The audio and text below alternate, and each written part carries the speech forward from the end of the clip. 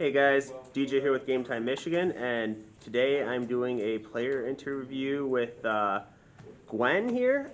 We did an interview with Gwen about a year ago. It's on the YouTube channel. You can go check it out. But wanted to chat with Gwen after her ninth place finish at Livonia this year, and just get some thoughts on the event from her, and then also what it's been like this last year in the format. Because if you guys have watched our first interview, she was much newer to the scene last year and the whole format and competition, and now she's got a whole year under her belt with it. So, gonna get her opinions and thoughts on that. So first, let's start off with RIW. I do want to say congrats on ninth place. Thank you. And yeah, tell us a little bit about the event.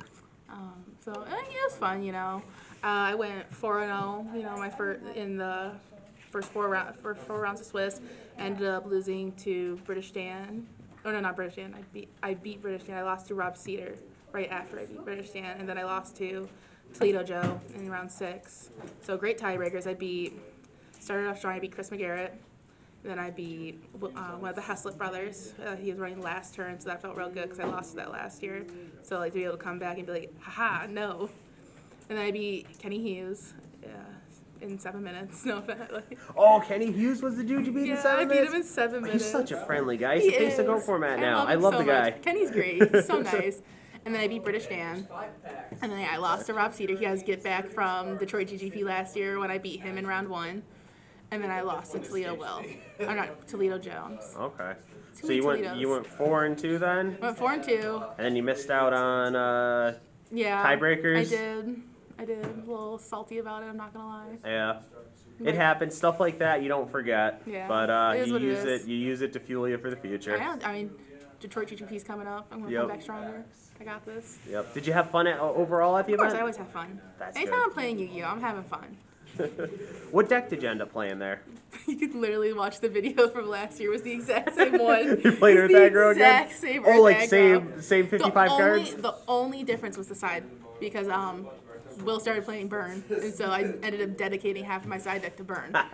So we edited the Cliff the Trap Remover, the Death Wombat, Royal Decrees, you know, all that. So like that's what helped me win against last turn was those Royal Decrees because last turn I'm like, psych, no, I win. That's awesome. So yeah, that felt really good. But yeah, it was a lot of fun, you know. That's good. So let's move the conversation along a little bit.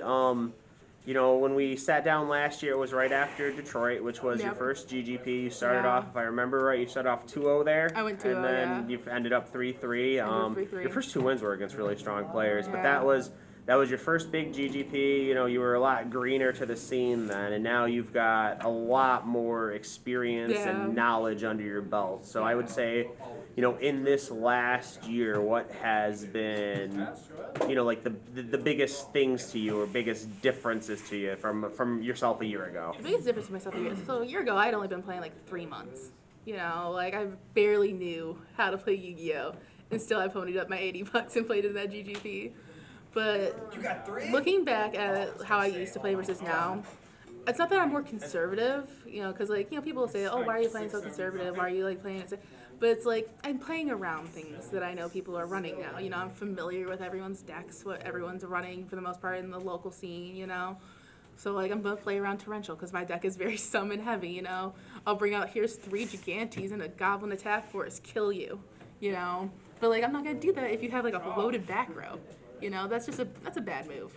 You know, eventually you're going to torrential me on one of those Gigantes, you know. So I try to just, like, play around it, you know. Oh, you Mirror Force me, that's fine. I have another Gigantes in hand. I'll special summon that into defense mode.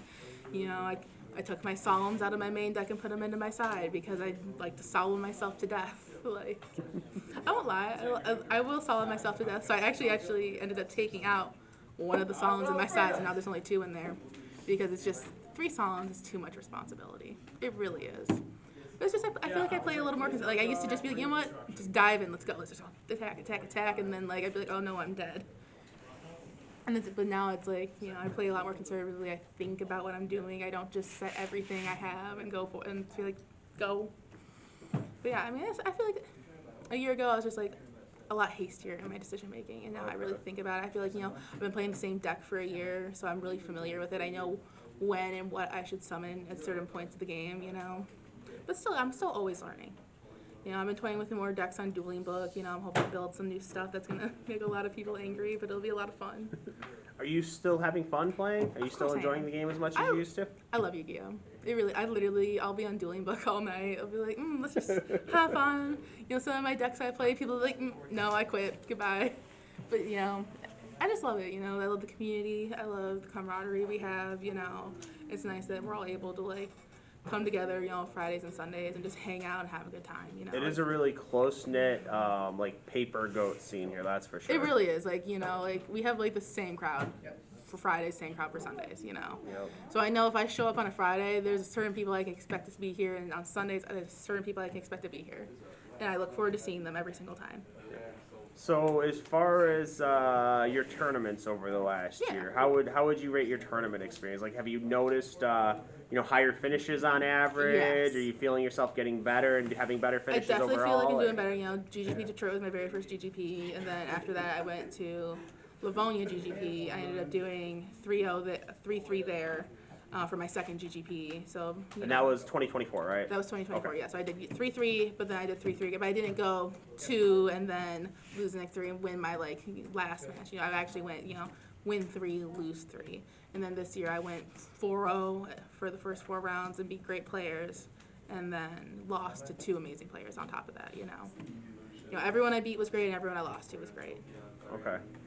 And so last year, when I did the interview with you last year, one of the things we talked about was, you know, how your experience has been in the community and playing the game as a woman.